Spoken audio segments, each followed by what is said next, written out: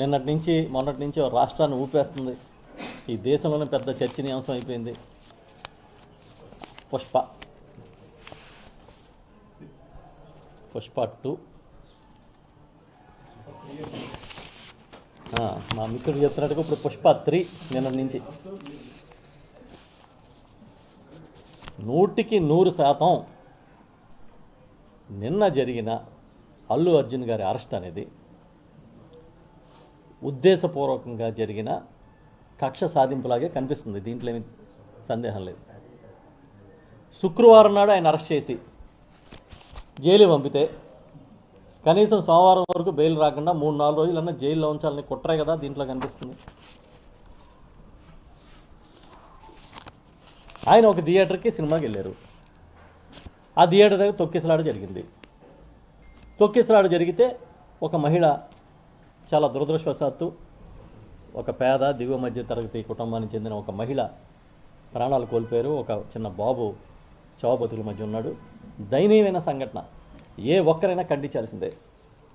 దీంట్లో అసలు second thought లేదు. కానీ ఆ సంఘటనకి బాధ్యుడు ఒక అల్లు అర్జున్ గారేనా? మీ ప్రభుత్వ వైఫల్యం లేదా? మీ పోలీసు వైఫల్యం లేదా? పెద్ద ఎత్తున జనం గుమికూడిన దగ్గర మీరెందుకు నియంత్రించలేకపోయారు? అల్లు అర్జున్ అరెస్ట్ చేయడం మీద ఉన్న శ్రద్ధ మీ యంత్రాంగం వైఫల్యాన్ని ఎండగట్టే విషయంలో కానీ వాళ్ళ మీద చర్యలు తీసుకోవడంలో కానీ ఎందుకు లేదని నేను అడుగుతున్నా. ఖచ్చితంగా ఇది కక్ష సాధింపుగా కనిపిస్తూ ఉంది. ఎందుకంటే ఇవాళ ఈ దేశంలో గత నుంచి చూసుకుంటే చాలా ఇన్సిడెంట్లు ఉన్నాయి. తొక్కిసలాట్లు జరిగిన ఇన్సిడెంట్లు, దాంట్లో ప్రాణాలు కోల్పోయిన ఇన్సిడెంట్లు చాలా బాధాకరం. మనమే చాలాసార్లు గుండె తరుక్కుపోయిన ఇన్సిడెంట్లు చూసాం. వాళ్ళ మీద ఇదే విధంగా అరెస్టులు చేసుంటే ఓకే, ఇది నిజం కాబోలు, ఇదే చట్టమేమో అనుకోవచ్చు. కానీ తొక్కిసలాట మరణాలు జరిగితే ఆంధ్రప్రదేశ్లో ఒక చట్టం, తెలంగాణలో ఒక చట్టం అమలవుతుంటుంది. మీకు తెలుసు, మన రాజమండ్రిలో 2015 పుష్కరాల్లో చంద్రబాబు నాయుడు ముఖ్యమంత్రిగా కుటుంబ సమేతంగా వచ్చి స్నానం చేసేటప్పుడు అదే రేవులో, అదే స్నానాల ఘాట్లో తొక్కిసలాట్లో 28 మందో 27 మందో చనిపోయారు. 27 మంది, ఒక 22 మంది తీవ్రంగా గాయపడ్డారు. కనీసం తప్పు జరిగింది నా వల్ల అనే పశ్చాత్తాపాన్ని కూడా ఆ రోజు ముఖ్యమంత్రిగా ఉన్న చంద్రబాబు వెల్లడించలేదు. కనీసం ఇలాంటి సంఘటన జరిగినందుకు తలదించుకుంటున్నామని కూడా చెప్పలేదు. ఎందుకు ఆ రోజు చంద్రబాబు నాయుడు గారి మీద మరి ఎందుకు చర్యలు తీసుకోలే? పోనీ ఓకే, చంద్రబాబు నాయుడు గారి మీద చర్యలు తీసుకోలేదు. అసలు ఆ బాధ్యులకి ఎవడో సంఘటనకి బాధ్యులే లేదా? అది కూడా ఓకే.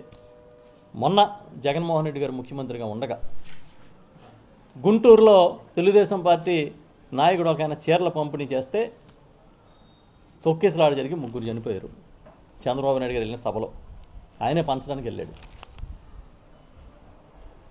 కందుకూరులో చంద్రబాబు నాయుడు గారు సభకి జనం విపరీతంగా వచ్చినట్టు కనపడాలని ఒక ఇరుకు సందులో మీటింగ్ పెడితే 8 మంది తొక్కిసలాట్లో చచ్చిపోయారు. మరి అప్పుడు జగన్ గారు చంద్రబాబు నాయుడుని అరెస్ట్ చేయలేదే? చేశారా?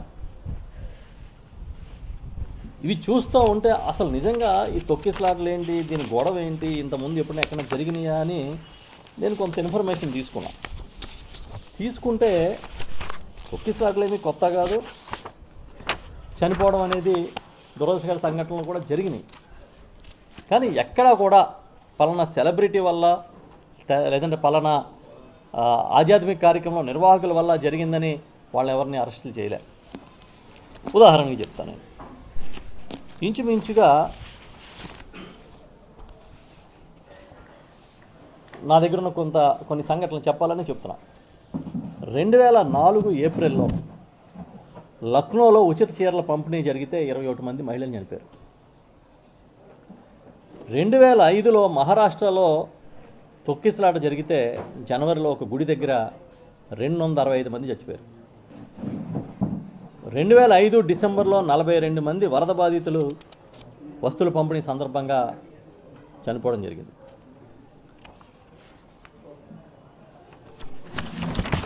2008లో హిమాచల్ ప్రదేశ్లో నైనాదేవి గుడి దగ్గర తొక్కిసలాట్లో 162 మంది చనిపోయారు. 2008 సెప్టెంబర్ 30న చాముండేశ్వరి టెంపుల్లో జోధ్పూర్ దగ్గర 30 మంది చనిపోయారు. అదేవిధంగా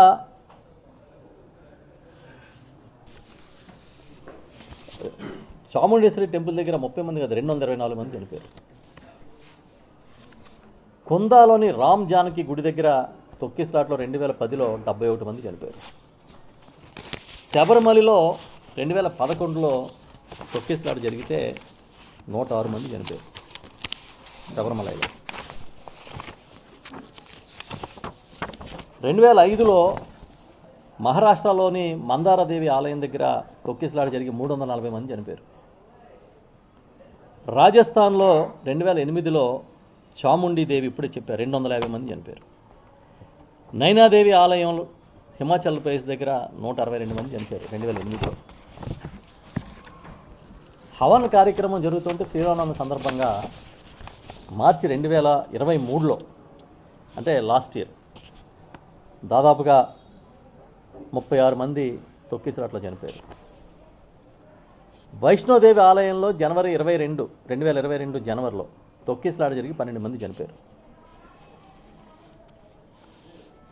ఇదే విధంగా చూసుకుంటే ముందే చెప్పారు మన పుష్కరాలు ఇవన్నీ ఇలాంటి ఇన్సిడెంట్లు దేశవ్యాప్తంగా జరిగినాయి.